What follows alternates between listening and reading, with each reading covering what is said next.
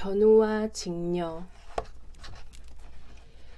아주 오랜 옛날 하늘나라에 직녀라는 이름을 가진 예쁜 공주가 살았어요.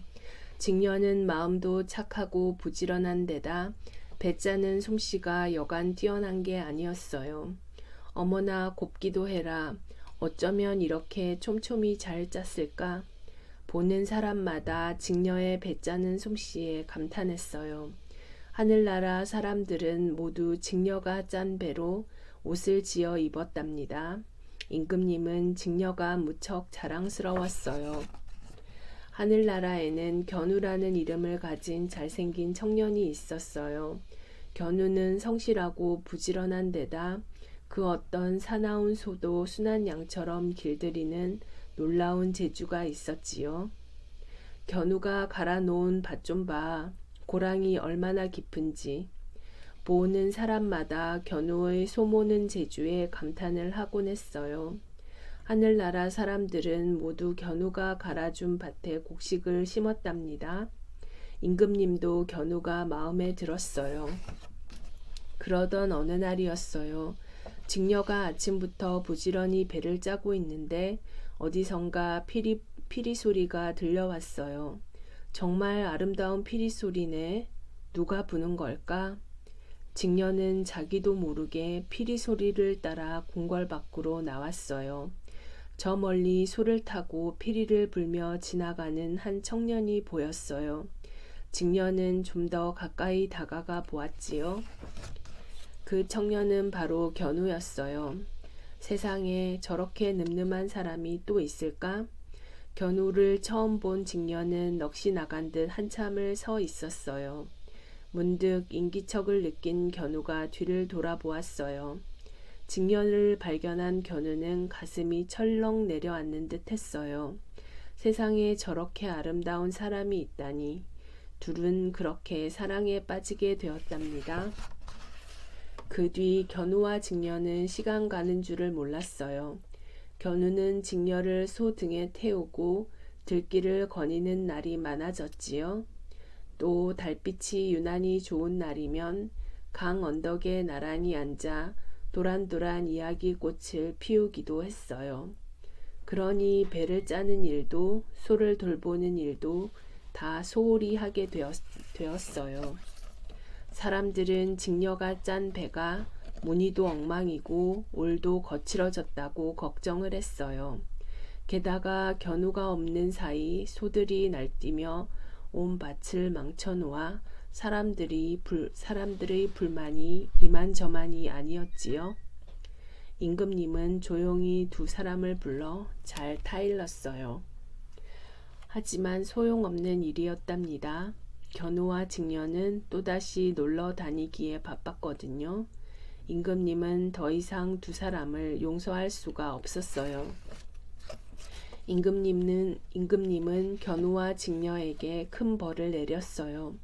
여봐라, 지금 당장 견우는 동쪽 하늘로 보내고 직녀는 서쪽 하늘로 보내 다시는 만나지 못하게 하여라. 견우와 직녀는 무릎을 꿇고 빌고 또 빌었어요. 임금님, 다시는 이를 게을리하지 않겠습니다. 아바마마, 제발 용서해 주세요. 하지만 임금님은 고개를 저었어요. 대신 잘못을 뉘우치고 열심히 일을 하면 1년에 단 한 번 칠성날 은하수 강을 사이에 두고 만날 수 있도록 허락해 주었지요. 견우와 직녀는 하염없이 눈물을 흘리며 각각 동쪽과 서쪽으로 머나먼 길을 떠났어요. 직녀는 서쪽 하늘에서 부지런히 배를 짜기 시작했어요. 견우도 동쪽 하늘에서 부지런히 밭을 갈았지요. 서로 너무 보고 싶어 눈물이 마를 날이 없었지만 그래도 꾹 참고 열심히 일을 했어요. 어느덧 기다리고 기다리던 칠성날이 되었어요. 견우와 직녀는 서둘러 은하수 강을 향해 떠났어요. 조금이라도 빨리 만나고 싶은 마음에 다리가 아픈 줄도 몰랐대요. 드디어 별들이 환하게 물결치는 은하수 강에 이르렀답니다. 하지만 은하수 강은 너무 넓었어요. 강을 사이에 두고 서로의 얼굴만 바라볼 뿐 몇 마디 이야기조차 할 수 없었지요. 둘은 강 건너편을 바라보며 서로의 이름을 애타게 불렀어요. 견우님, 직녀님, 달이라도 있으면 좋으련만, 아니 작은 배라도 한 척 있으면 좋으련만. 견우와 직녀는 너무도 애달퍼 울음을 터뜨렸어요.